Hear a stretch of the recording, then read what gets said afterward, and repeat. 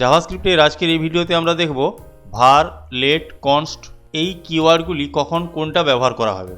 তো আমরা আগে ব্যবহার করেছি var, তো আমি লিখছি var a ইকুয়ালস টু আমি লিখে দিলাম হ্যালো। আবার let a ইকুয়ালস টু আমি ওয়ার্ল্ড লিখে দিলাম। আবার const b ইকুয়ালস টু আমি সবগুলো আলাদা আলাদা ভেরিয়েবল করি, এখানটাতে b করে দিলাম আর এখানটা c। তো এখানে লিখছি জাভাস্ক্রিপ্ট। এবার ডকুমেন্ট ডট রাইটের মধ্যে সবগুলোকে প্রিন্ট করে দিই।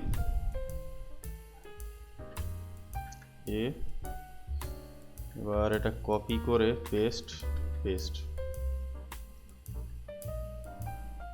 সি।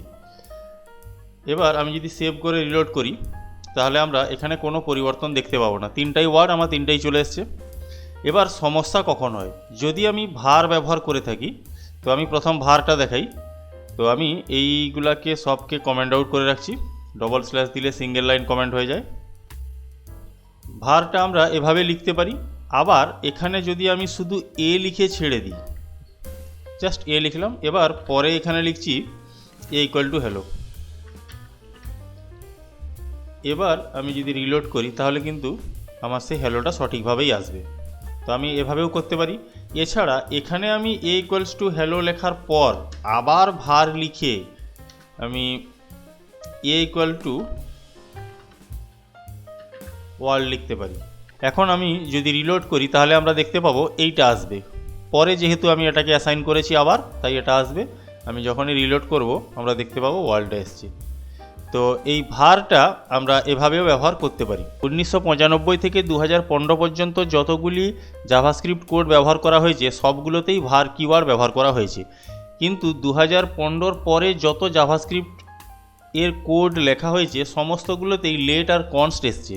তো এখন মডার্ন জাভাস্ক্রিপ্টের ক্ষেত্রে আমরা বিশেষ করে varটা ব্যবহার করি না, কারণ বিভিন্ন অসুবিধার জন্য। তো সেই ব্যাপারগুলো আমরা পরে ধীরে ধীরে দেখব।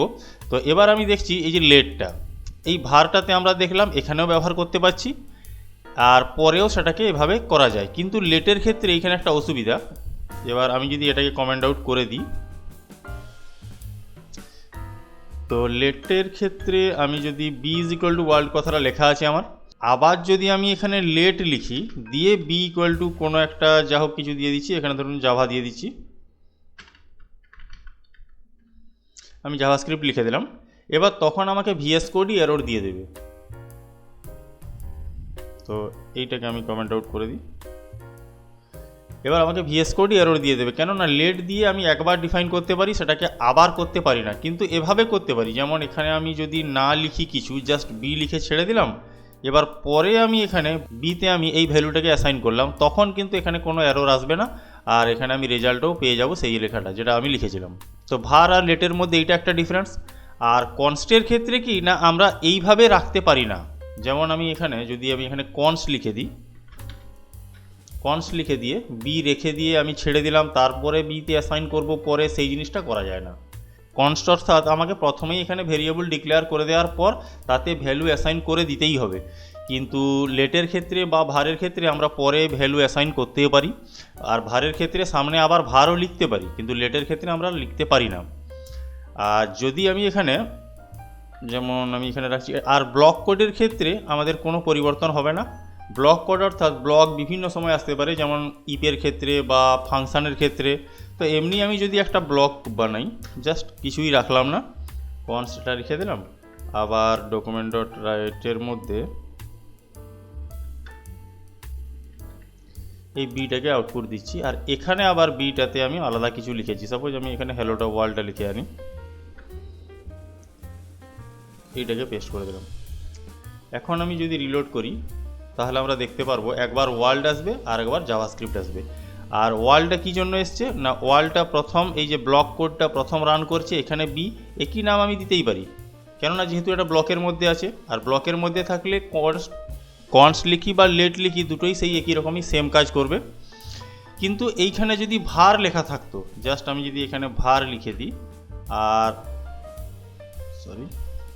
var লিখে দিই, আর এখানেও যদি var লিখে দিই, তখন যদি আমি রিলোড করি তাহলে আমার একটাই আসবে।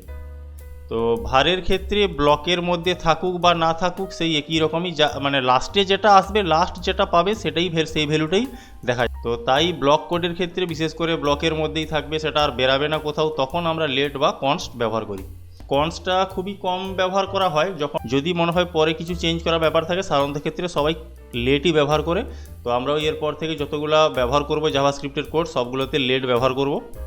তো এই ছিল আমাদের জাভাস্ক্রিপ্টের ভার, লেট আর কনস্ট।